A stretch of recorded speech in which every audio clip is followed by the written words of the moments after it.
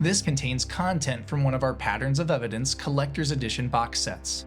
Our Collector's Edition material allows you to dig deeper into additional interviews and evidences not able to be included in the body of our main films that further affirm the historical credibility of the Bible in powerful ways. If you're interested in getting your own copies of this material, please visit our online store via our website, patternsofevidence.com. So let's start with this conservative number of 3 million, if we're taking Eleph to literally and only mean 1,000.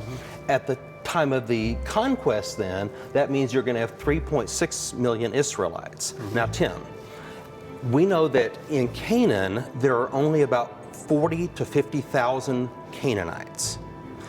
In the Middle Bronze Age, at the apex, there were about 140 to 150,000.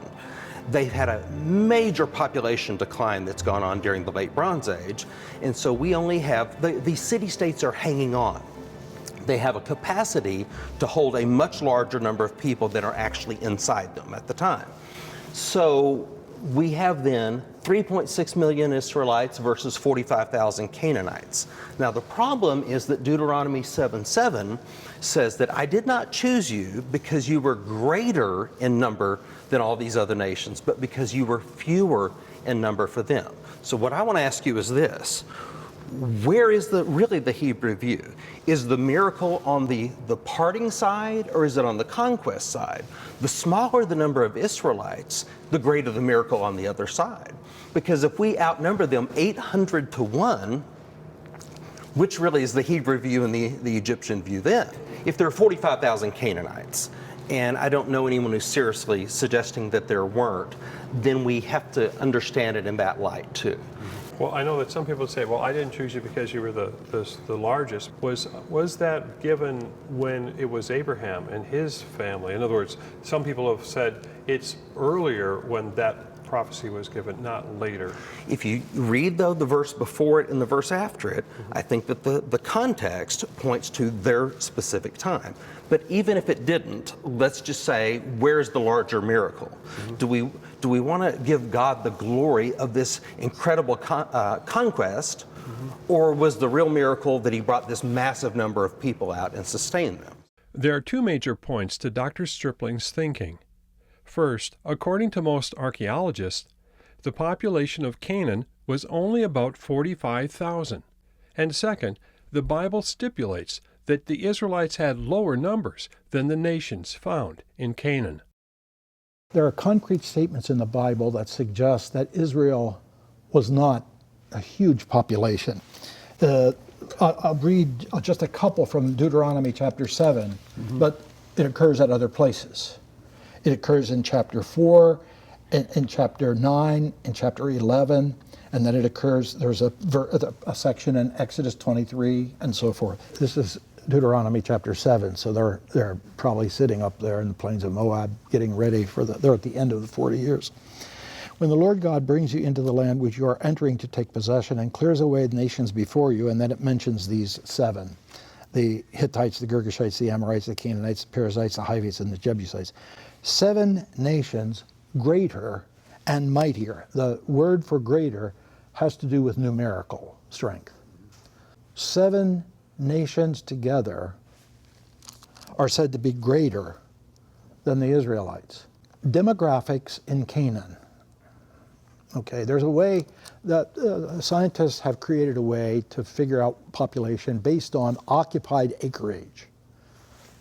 The formula tends to be about 165 people per occupied acre of land. Now they use dunams. They don't use acres in Israel, but we'll use acres.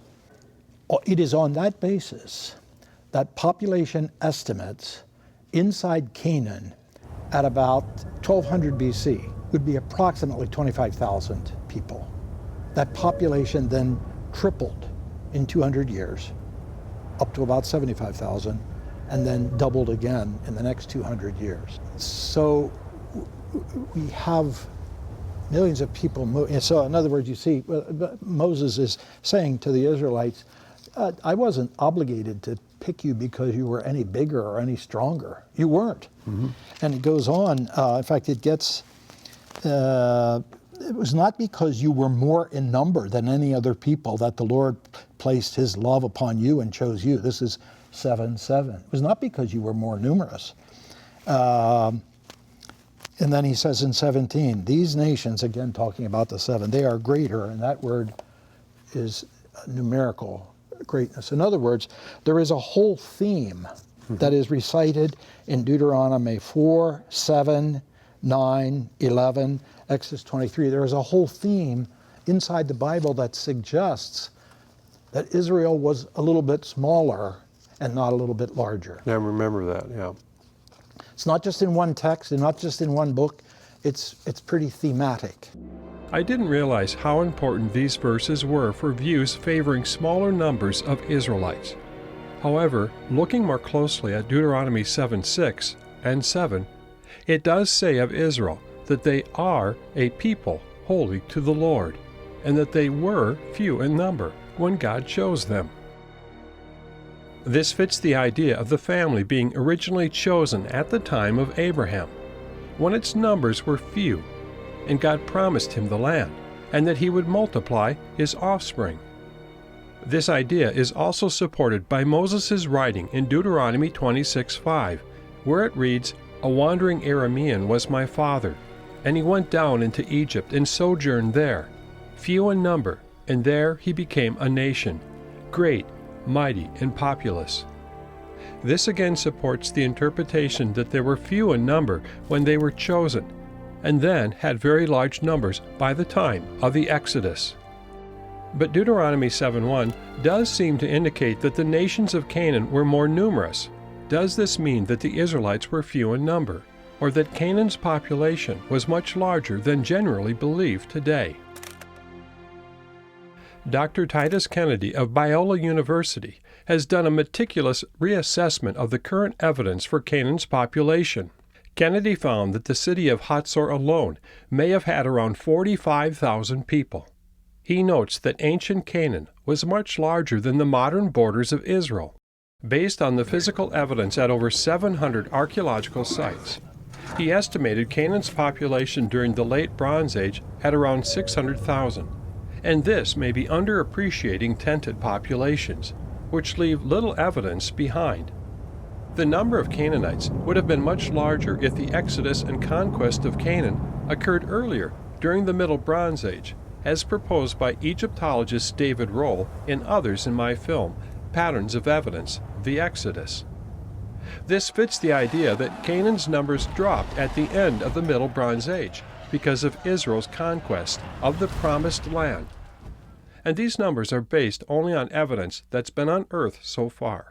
If we talk about accurate views of history, they see verses that say, well, the people in Canaan are more than you are, And so according to archaeological finds, there was only, 50,000 people in Canaan. So they say, well, then the Israelites must be less than 50,000 people. But again, if we're going from what the Bible is saying there were multitudes of Israelites, and it's saying that there were more people in Canaan. Well, that must mean that there's more than 50,000 people in Canaan. So instead of questioning their archaeological findings, they're reinterpreting what the Bible says. And when you look at Canaan, we've just found a city last year that had 8,000 people in it that they didn't know existed from the Bronze Age. How many other cities are out there that they don't know about? And of course, that ignores the tented communities. We don't have any record of how many people were living in tents. That doesn't leave behind any stone walls or brick walls, and so those are almost invisible in the archaeological record. So to assume that because we've found evidence for 50,000 people in Canaan living in cities, therefore that's all there was, that's a false assumption. There was many more people in Canaan than that. So it's things like that where people take a very limited amount of information they have from the archaeology and then reinterpret what the Bible is saying based on that, which we're trying to go in the opposite direction. We're trying to say, well, here's what the Bible is saying, so this is what must have been on the ground in Canaan. Can we find evidence to match that or not? Yeah. There are many biblical passages indicating great numbers of Israelites, in line with the promise made to Abraham. Because I know there's other questions about how many were killed. There was a number of Israelites that were killed during battles, or 3,000 killed at the mountain, and there's large numbers. So in some ways, those numbers are so large they would have wiped out this population. Okay, but on the other hand, you have at Ai, the first battle of Ai in Joshua 7, they sent 3 elephs there, or 3 elephim of Israelites. Now, if that means 3,000 men and then 36 of them were killed, and Joshua tears his garment because 36 out of 3 million have been killed, that doesn't make a whole lot of sense. But if an eleph is a unit, and you've got, again, you can have a variable number, he sends 50 people over there, and 36 of them get killed, then this is tragic. This reflects more of the verisimilitude, what we would expect to see in the record. They appear to be natural because they really are. For a number of years, Bryant Wood led an archaeological investigation at the ancient city he believes is Ai, that Joshua attacked during the conquest. He found Ai to be quite small. When you begin to look at these very large numbers, they just don't stack up with our sight of Ai. You know, this was the second city that the Israelites conquered. It's described in Joshua chapter 7 and 8. And with regard to Ai, you know, they talk about 30, 40,000. I mean, it's a little fortress of less than 3 acres, you know, and I don't think we could have such large numbers of people involved in the fighting there. And so that's my take on it. But others suggest that when looking more closely at the example of Ai in the book of Joshua, the Israelite scouts initially advised that 2,000 or 3,000 Israelite warriors were enough to defeat Ai, and 3,000 were sent to the first attack. This seems appropriate to deal with a fort of this size.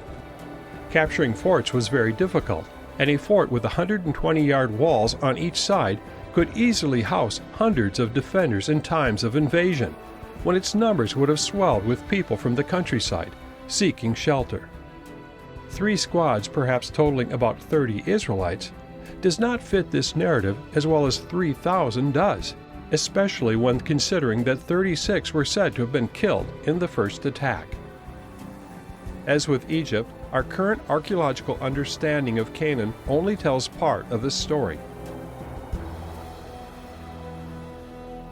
As far as we know, if we had 5 million people, we would have more than twice the population of all of Egypt at that time. Not to mention the fact that as the Israelites are going through their 40 years of wilderness wanderings, wherever they are, they encounter the Amalekites, they encounter the Edomites, they encounter the Midianites, and so forth. The populations of these groups of people would have to be considerably less than that. When Moses asks for the king of Edom, could we pass over and go over to the king's highway? We won't turn to the left or the right. We won't get off the road. We won't get into your fields and so forth. We'll buy water. We'll buy food, he says. Just let us pass over to the king's highway so we can go up to the east. And the king of Edom says, no, nothing doing. If I were in that condition and I had 5 million people, I would say, oh yeah? How does I don't know, 15,000, 20,000 people, how do they hold off 5 million? Mm-hmm. So both because of for example, the size of the army of Egypt at this time, if you take the late date of the Exodus, I don't know about the early date of the Exodus. There was a pretty famous battle that took place between Ramesses and a Hittite king, and he has all of his battalions apparently, and he's got about 20,000 men, as I recall the number. I believe it was somewhere between 20,000 and 25,000 in the whole army. Well, I mean, if you had 2 million people, you know, if 20,000 were going against 2 million, even if the one side has chariots, that people are just going to keep coming and coming and coming. Those are just logical musings. Do you think that the Egyptian population would have been fearful of a small group of 1,000 people or 2,000? Because there was a much larger Egyptian population. This is when we run into dating problems. Mm-hmm. Because if we're talking about New Kingdom Egypt, yes, very big population. But I'm not talking about New Kingdom Egypt. I favour Professor Anati's dating, which puts the Exodus and the conquest in the Old Kingdom, at the end of the Old Kingdom. Now, if you believe the Bible chronology, This is within 14 generations of the flood. And these people had to migrate from Mesopotamia all the way over to Egypt and then build a kingdom. So we have a very basic, primitive sort of situation, not primitive culturally, but primitive in regard to how much land they've managed to conquer or how much land they've managed to cultivate. So I think that the population in Egypt was more than that, but not a lot more. And look, there was a certain amount of rhetoric in what Pharaoh is saying. He's paranoid, he's power hungry, he doesn't like the fact that he's got a large number of Semites breeding up on his border.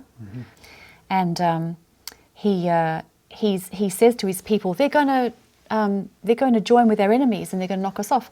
Notice he doesn't say they're going to knock us off by themselves. They're going to join with our enemies. Now, who would they be? That would be Canaanites coming in from the north, and that would be other Semites like Edomites coming in here from the east.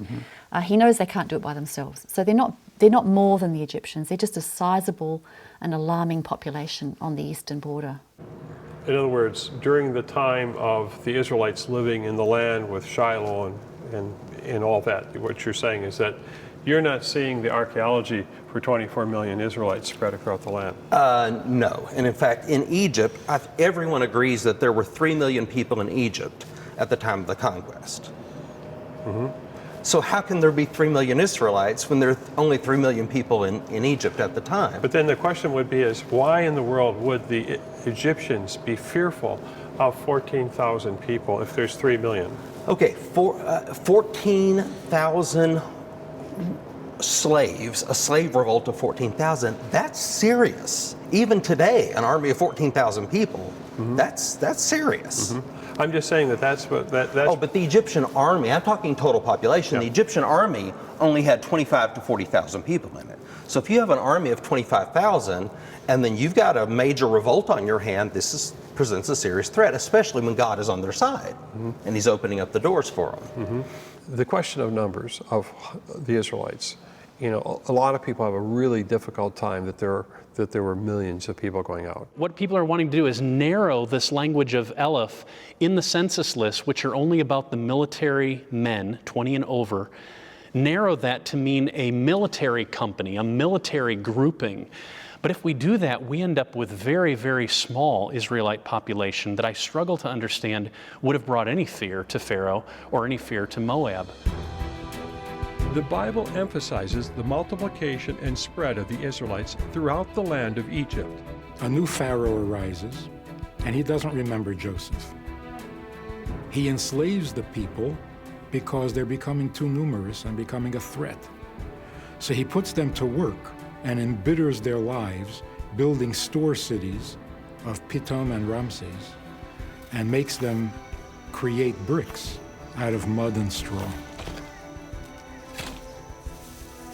The Bible then tells us that the more the Hebrews were oppressed, the more they multiplied, and the more they spread throughout the land of Egypt. Is there archaeological evidence fitting this idea? In my first film, Patterns of Evidence, The Exodus, I saw the Brooklyn Papyrus from Egypt's Middle Kingdom. It contains a list of 95 mostly female slaves. Almost 2/3 have Semitic names. Some of them have the same name forms as Israelite names found in the Bible. If these were Israelite slaves, the fact that the list comes from southern Egypt shows how far they had spread.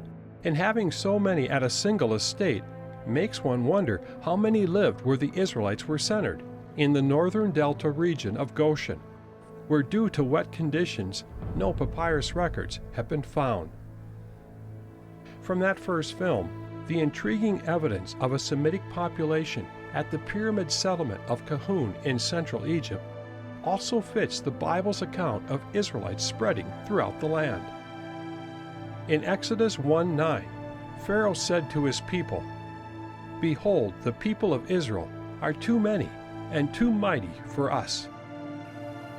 The startling fact is that this statement was made around the time Moses was born, 80 years before the Exodus. The Israelites would have had at least 3 more generations to multiply after that point. The reason the Israelites were enslaved in the first place is because they were becoming too numerous for the Egyptians. They were outnumbering the Egyptians. So when we read about their exodus, you have to assume that there was a great multitude of people, because that was the problem in the first place. There were too many of them for the Egyptians.